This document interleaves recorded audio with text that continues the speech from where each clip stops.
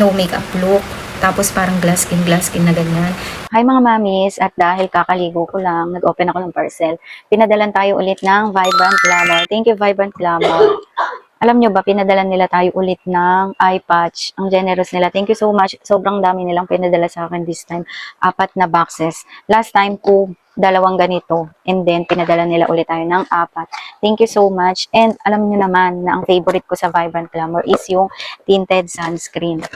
Alam nyo ba, talagang gustong-gusto ko tong tinted sunscreen nila. Thank you so much. Pangalawang tinted sunscreen. Papakita ko yung isa. Wait lang. Alam nyo ba, sobrang gamit na gamit ko tong tinted sunscreen na to. Hindi na ako nag-concealer, ganyan. Kasi pag mga ganun yung ginagamit ko, medyo makapal. Pag etong tinted sunscreen nila is para lang siyang skin ko. Tapos ang glass skin ng mukha ko. Kaya ito na yung ginagamit ko. Hindi ko na to i-open kasi meron pa akong tira nung una nila akong pinadalan. And sobrang tipid na to. Huwag nyo siyang dadamihan. Etong spot correcting tinted sunscreen ng Vibrant Glamour is konti lang talaga yung ilagay nyo. Ganyan lang yung ginagawa ko. Kasi gamay ko na to.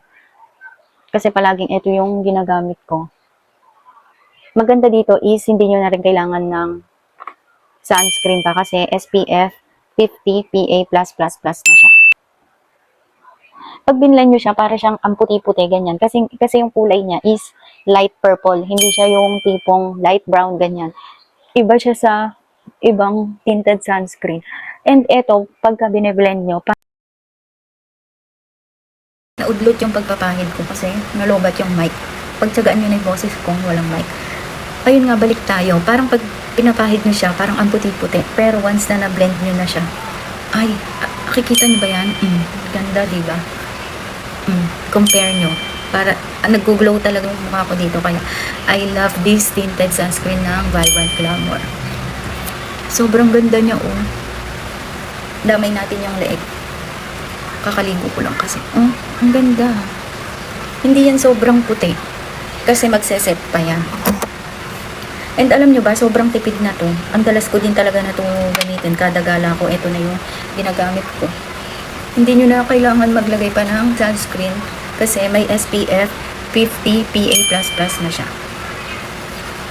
Medyo sa leeg lang, medyo dinadamihan ko siya. Kasi alam nyo naman, yung leeg ko talaga is hindi siya pantay sa mukha ko. Mas maitim talaga siya. Kaya, kung ano yung pinapahid nyo sa mukha nyo, ipapahid nyo rin sa leeg nyo. Huwag nyo akong tularan. Thank you so much, Vibrant Glamour, kasi I love your product talaga. Kaya, if gusto nyo rin ng ganitong lapatlan, no makeup look, tapos parang glass skin na ganyan, I highly recommend this tinted sunscreen ng Vibrant Glamour. Yun lang.